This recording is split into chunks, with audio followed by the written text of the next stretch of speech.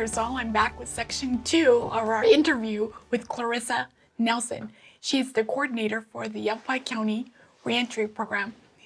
If you watched section 1, and I hope you did, we spoke about how she got involved, how she herself was into drugs and got busted, ended up in prison, no relationship with her kids. And that's where we're going to pick up. So you're in prison, you said you got this packet, you're about ready to end your stay there. It'd been 2.5 years. And so let's continue. Yeah. Well, yeah, it had actually been 2 years. I only had to do 2 years of the sentence. I got out a little bit early for good behavior. But, I remember when I received that, I was like, what is this? I've never heard of this. And I asked several people on the yard with me because there were a lot of people on that yard from Yavapai County, not going to lie. And nobody had heard of it. And I was like, well, my thought was, what do I have to lose? Look at where I'm at. Mm-hmm. Really. I mean, look at where I'm at. So I checked every box on there saying, yes, I want more information. And they sent me in an application and I filled it out. And on the application, it asked a bunch of different questions, education level, if I had a GED or a high school diploma, if I thought about furthering my education, what were some goals I had for myself, to kind of formulate a reentry action plan. So I wrote all that kind of stuff out. And they sent me a letter of acceptance. And I was like, okay, I wasn't sure what to expect still. Once I got released, I had to go up to Yavapai County and check into a sober living home. That was part of the conditions of my release, was going into sober living. Myself, I needed that. I needed the accountability still because I was really scared to come here. Around all your friends that were still doing drugs and your connections? So they weren't friends, okay. But, at the time I thought they were my friends, but they weren't. But those are the people that I knew that were in that kind of lifestyle. I was glad that I had to go into the sober living. A week into being at the sober living, I made contact and set up where, at the time it was Becca. She was a AmeriCorps Vista worker. She helped put this project together, the Yavapai Reentry Project. She had arranged for me to be paired with a coach. Her name was Kay, and she is an amazing person. So the reentry program matched you with a coach that was going to help you. Yeah. Okay. Yeah. So at the time, the Yavapai Reentry Project was developed and then stepped into starting to pair the first individuals in 2012. And that's when I was released. I was like the first handful of individuals that was paired with a coach. The project trains individuals in the community. We advertised through social media. At that time, it was through a small clipping in the newspaper. That's what Kay saw. And she was like, what's this? I'm going to do it. And she took the training. And then she waited a significant amount of time before she was paired, though, right? Because the project was just getting up and, underway. So it took a little bit. When I got released, they set up an appointment for me to meet her. I was really nervous. But she was just amazing. She's a retired psychologist out of California. And she was exactly what I needed. I didn't need an individual who had been to prison. I didn't need an individual that was in recovery. What I needed was somebody to show me a completely different lifestyle that I didn't know about. And through my interactions with Kay, I learned how to have conversations with another human being, to look at people when I'm talking with them. Those are the different things that our coaches, even today, are able to help the individuals that choose to participate in this project with. That's, one of the, I think, the benefits of this project is nobody's mandated to it. So they want it. Yes. They want it. So they're going to work it, hopefully. Yeah. They get to make this choice for themselves. We, of course, have the support of, probation, parole, county attorney's office. They support our project fully, but nobody is ever mandated. So somebody that comes into the reentry program today and they maybe had trauma in their past that they haven't addressed. So they're self-medicating and they're just really hurting a lot of people. They come out of prison without any kind of mental illness help or now what can the reentry program do for them?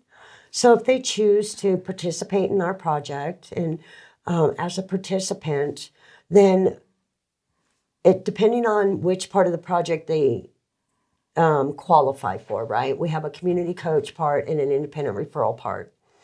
If they qualify for the community coach, we would pair them with their coach, and then their coach would step alongside them and meet them where they're at, right? And then walk with them and talk to them about do they need resources to make that mental health appointment? What's going on with them? Do they struggle with substance use disorder?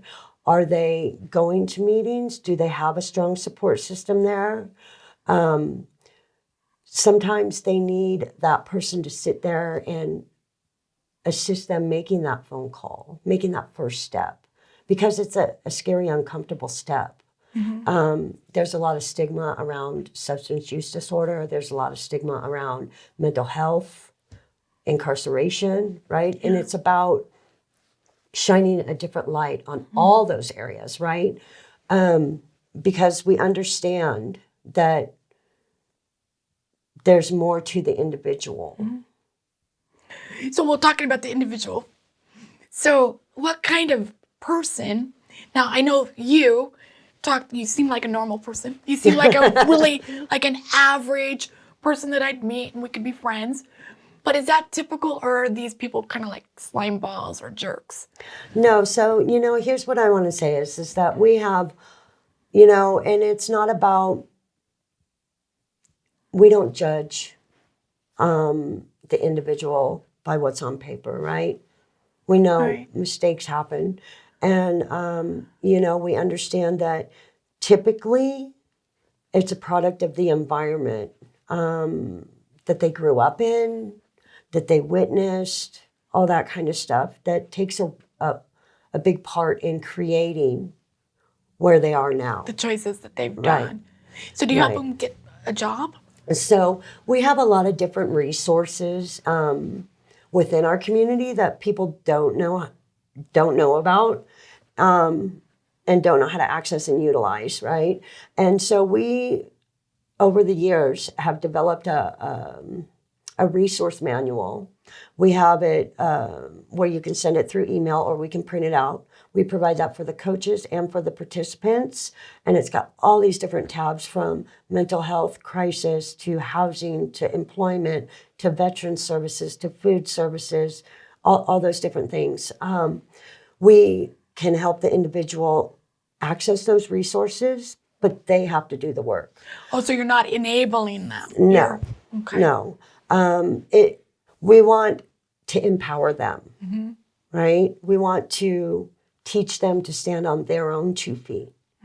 And what is that going to look like, right? Because they're all capable, but many of them just don't believe it or have never felt that about themselves, right? We work with individuals, all walks of life, all different types of charges, right? Oh, speaking about that, so can anybody qualify? They want to be in your program? Do they just qualify or do you weed out anybody? And so there was a time where, before we had adequate staff and coaches, we could only enroll people that qualified for the community coach part of the program. Now today, we're actually able to enroll people in our independent referral part. And that part of the program is where those individuals would work directly with staff. We don't disclude them if they've had violent charges. Okay. So you have coach, and they're kind of the more easygoing kind of criminal, like a drug, and then the more violent? We as staff work directly with them. We don't judge them on their crimes. We meet them, like I said, where they're at and help to assist them to transition back into society and become successful, right? They have paid their Well, and they're out in due. society now. You so- know, and so we assist with if they need mental health support. You know, we help, you know, with the resources there. We meet with them. We formulate a reentry action plan. We help them, you know, figure out what are the steps that they need to start implementing to reach that goal. And what is that goal that they want for themselves, you know, whether it's getting a job, finding a place to live. You know, we have individuals who are homeless sometimes come out homeless. You know, we have just all different scenarios. And so we have to be able to be flexible and adaptable. But we don't enable any unhealthy, negative behaviors. Sometimes we have to have hard conversations, but those are the important ones to have. So you give your coaches some kind of training to be able to see the difference between a manipulator and somebody that's truly seeking help. Yeah, and we offer, you know, extra guidance and support for our coaches. Maybe they, you know, don't know how to handle a situation. We're there to be there for the coaches if they want us to sit down and have that conversation with them and their participant. We're there to support them in that way too. You know, this is a real beneficial program and it can help. It's just how much the individual wants it. Now, you're one of the success stories. How many years have you been sober? Over 11 years now. Okay, so you were like 13-year-old, started on meth, went full blown, went to prison for 2 years, came out, and then you've been sober all this time. Yeah. So that's wonderful. Yeah. We're going to go ahead and wrap up section 2. Now, the next section, which is section 3, we're going to get into why would anybody care that doesn't break the law, what happens to criminals. We're also going to discuss how much does this cost, how much does incarceration cost, and we're going to get into the nuts and bolts, and we're going to get some hard questions. I hope you tune in because the next section is going to be awesome. This is Pam Pearsall and Clarissa Nelson saying goodbye.